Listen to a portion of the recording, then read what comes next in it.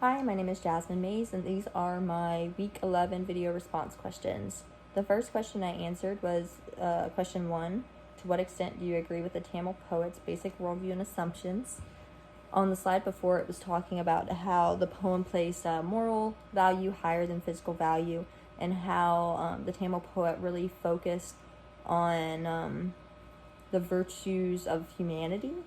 And one of the things that the slide said was that the earth cannot be good unless good people live in it. And I thought that was super relatable, and I do agree with this worldview because I find that it is applicable, especially now, and it's very common. Except we normally hear the opposite. We don't think of, or at least a lot of us don't think of the world as a good place anymore. So you hear, oh, the world's so bad. Some people are even taken as far as, oh, I feel guilty even bringing children into such a bad world. But are we really saying that the earth is bad when we say that? No, we're saying that there are bad people in the world that make it a bad place. And I think the same is true in other situations, like, for example, guns. It's hard to say that a gun as an object is a good or a bad thing, but rather the person who is behind the object is a good or a bad person. Like, because a gun you could use it to kill somebody, or you could use it to, hunt so that you could feed your family. It could go either way. It's all about what the person does versus the object. So I think that is a really interesting way to look at the world, and I think it's super applicable. My next question would be video response question 4. Why does the old woman claim that the knight shouldn't care about her wealth and social status? Do you agree with her reasons? She says that he shouldn't care about her social status or wealth because they aren't essentially what make a person. They don't form a person's character, is what I'm getting from it. She's talking about how our gentleness comes from God and good deeds.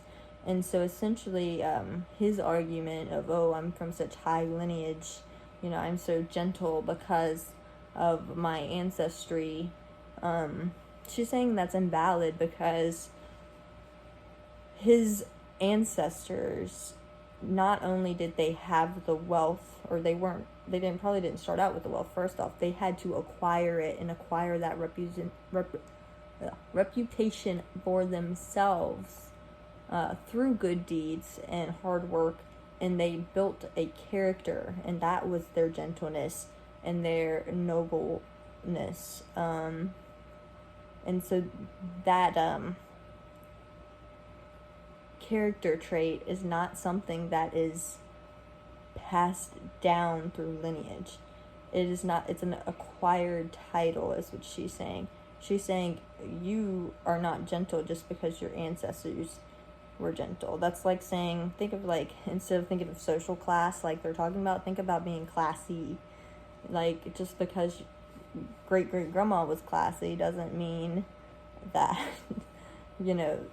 now her great-great-granddaughter is going to be classy.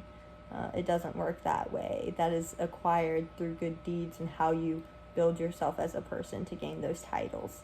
And essentially, his wealth and social status that he didn't earn for himself surmounts to nothing. So he shouldn't care about hers either, if that makes sense. Hopefully it does. The last question that I wanted to answer was video response question 5. What do you think the moral of this story is? It doesn't have a pro-women message or not. So we were given 2 options. A, men should let women think they're in control and then be obedient, which is manipulation. Or B, men and women, excuse me, my computer locked. Men and women should both give up control to one another, and then the power will be shared equally. I think I'm going to lean more towards option B because it is talking a lot about Christ in this, and in Christian marriage, it really talks about being equally yoked. And when I say equally yoked, I'm not talking about an egg yolk. I'm actually talking about the thing that connects 2 oxen together so that they can pull a plow or equipment or something along those lines. And if you're not equally yoked, you won't succeed, because the one ox would essentially just be dragging it along the ground. So from that perspective, I'm going to say this is pro-woman, and it's saying that we should work together, because as somebody who is about to get married, there are things that women are better suited for than men, and some things that men simply just don't care about that women are able to take care of. So I think that it's really saying that we need to recognize our strengths and weaknesses, and together we can be stronger, because we can fill in some of those gaps. Although I know lots of men who would say, as long as your woman feels like she's in control, that's all that matters. But I don't think that's a healthy perspective to have.